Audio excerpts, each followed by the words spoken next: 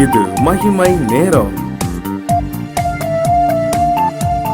கர்த்தராகிய இயேசு கிறிஸ்துவின் நாமத்தினாலே மகிமை நேர நிகழ்ச்சியின் மூலமாக மறுபடியும் உங்கள் யாவரையும் சந்திப்பதிலே நான் மகிழ்ச்சி அடைகிறேன்.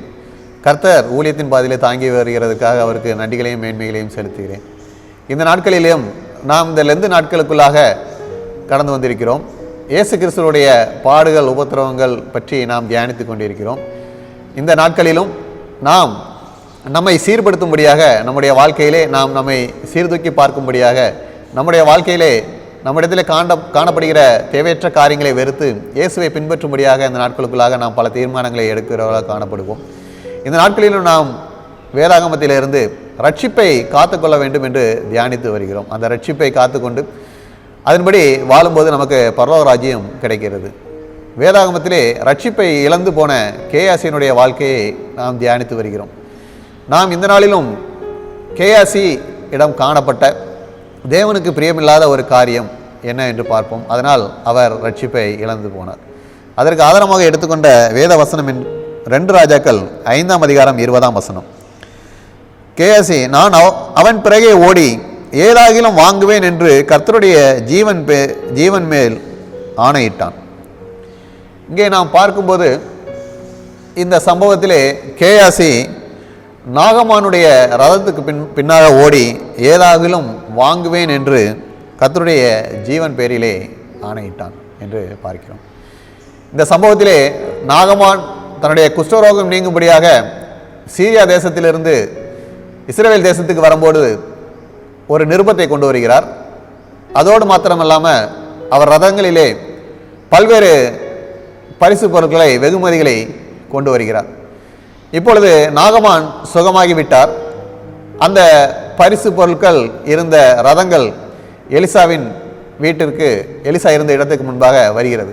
ஏற்கனவே இவை எல்லாவற்றையும் முதலாவது நாகமான் வரும்போதே கேயாசி பார்த்திருந்தார். அதிலுள்ள வெகுமதிகள், அந்த வெகுமதிகள் எல்லாம் அவனுடைய கண்களுக்கு பிரியமாக இருந்தது. அந்த கண்களுக்கு பிரியமாக இருந்ததினால் அதன் மேல் அவன் இச்சையுள்ளவனாக காணப்பட்டான். இப்படி இச்சையுள்ளவனாக காணப்பட்டு அந்த வெகுமதிகளை பெறும்படியாக அவன் சென்று தன்னுடைய ரட்சிப்பை இழந்து போனான். ஏன் இச்சை அவ்வளோ பெரிய பாவமா என்றால், ஆம், அது அவ்வளோ பெரிய பாவம். இந்த காலங்களிலே ஒருவேளை நமக்கு அந்த மாதிரி இச்சை என்ற காரியங்கள் நம்ம இடத்துல இருக்குமானால் அதை நாம் நம்மை விட்டு விலக்க வேண்டும். அந்த இச்சை என்ன செய்யும்படி செய்யுமா? முதலாவது அது பாவம் செய்ய தூண்டிவிடுமா. 2 ராஜாக்கள் 5ஆம் அதிகாரம் 21ஆம் வசனத்திலே இப்படியாக கூறுகிறது, கேயாசி நாகமானை பின்தொடர்ந்தான் என்று பார்க்கிறோம். நாகமான் கொண்டு வந்த வெகுமதிகளை கேயாசி பார்க்கிறார். பார்த்த பின்பாக அதன் மேல் அவருக்கு மனம் செல்கிறது. அவர் இச்சித்த அந்த வெகுமதிகளை அவர் பெற்றுக்கொள்ள வேண்டும் என்று நினைக்கிறார். நாகமான் குணமான பிறகு திரும்பி வந்து எலிசாவின் இடத்துக்கு வருகிறார். அப்பொழுது தான் குணமடைந்ததற்காக வெகுமதிகளை கொடுக்கும்படியாக எலிசாவின் இடத்திலே கொடுக்கிறார்.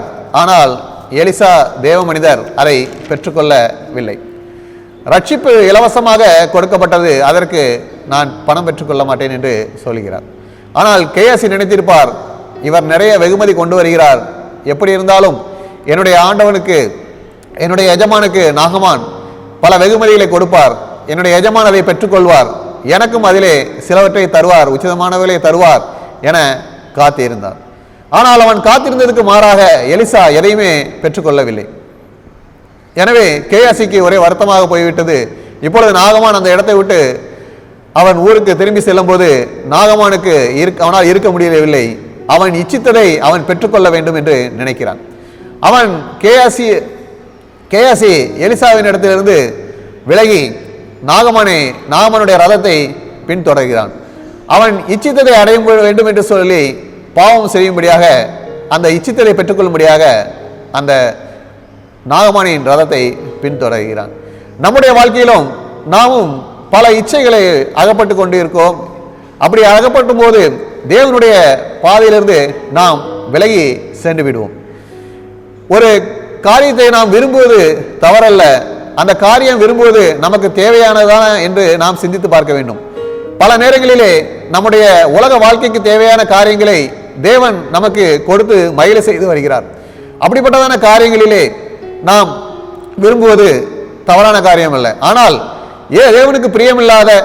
தேவனுக்கு பிரியமில்லாத விருப்பமாக இச்சையான காரியங்களை நாம் நினைத்து நமக்கு அது தேவையற்ற காரியமாக இருக்கும் என்ற எண்ணத்திலே அந்த காரியங்களை நாம் இயேசுவினிடத்திலே வேண்டும் போது அதை அவர் தரமாட்டார். எனவே எப்படி இருக்கும்போது நாம் இச்சித்ததை பெற்றுக்கொள்ள வேண்டும் என்று நாம் நினைத்து என்ன செல்கிறோம்?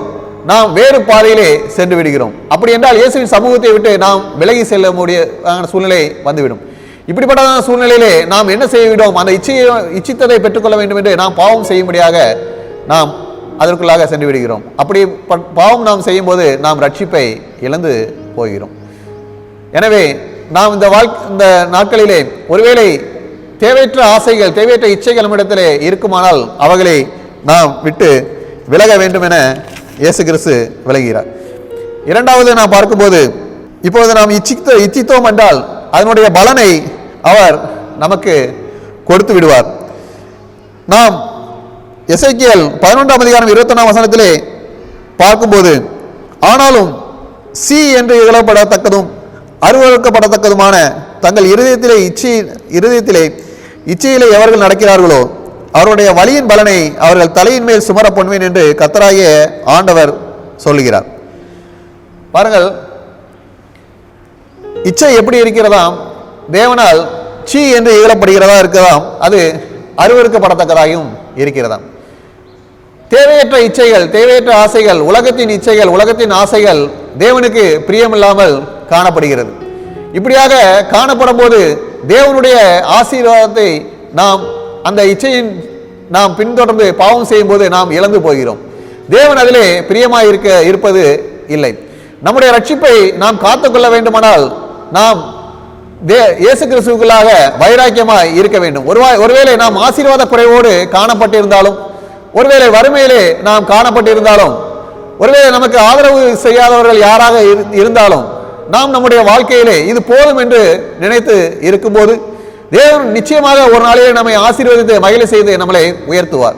அப்படி இல்லாமல் நாம் பல்வேறு இச்சைகளிலே மற்றவர்கள் வாழ்வது போல் வாழ வேண்டும் என்றும், மற்றவர்களுக்கு இருப்பது போல எனக்கும் வேண்டும் என்றும் தேவையற்ற காரியங்களை நாம் செய்து அதிலே அந்த இச்சித்ததை நாம் பெரும்படியாக பாவம் செய்யும் போது நம்முடைய ரட்சிப்பை நாம் இழந்து போகிறோம். எனவே இந்த காலங்களிலே நாம் நம்மை சிந்தித்து பார்க்க வேண்டும்.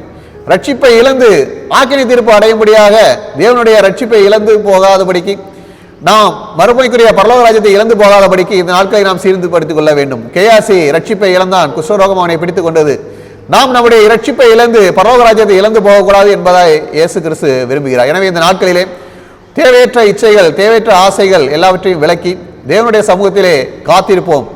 இயேசு கிறிஸ்து எல்லா காரியங்களையும் நேர்த்தியாக அதனை காரியங்கள் நமக்கு தந்து நம்மை ஆசீர்வதித்து மகிழ செய்வேன் என்று வாக்கு கொடுத்திருக்கிறார். இம்மைக்குரிய ஆசீர்வாதங்களையும் பரலோக ராஜ்யத்தின் ஆசீர்வாதங்களையும் தந்து நம்மை மகிழ செய்வார். அப்படிப்பட்டதான கிருபைகளை இயேசு கிறிஸ்து இந்த நாட்களில் ஒவ்வொருக்கும் தந்து வழிநடத்துவாராக. ஆமேன். ஜெபம். இயேசப்பா, அந்த நாளிலும் கேயாசியிடம் காணப்பட்ட இச்சை, ஆசை போன்ற எண்ணங்கள் எங்களிடத்திலே ஒருவேளை காணப்படுமானால் அதை உங்களுடைய சமூகத்திலே தயவாய் நினைவு கூர்ந்து அதை அறிக்கையிட்டு விட்டுவிடுகிறோம். இந்த நாட்கள் நீர் எங்களுக்கு கிருபையாய் கொடுத்த நாட்கள். இதிலே நாங்கள் உண்மையை அண்டிக் கொண்டு பரலோக ராஜ்யத்தை சுதந்திரத்துக் கொள்ளும்படியாக இச்சையை எங்களிடத்திலிருந்து விலக்கி போட வேண்டுமாய் இயேசு கிறிஸ்து மூலம் ஜெபிக்கிறோம் நல்ல பிதாவே. ஆமேன்.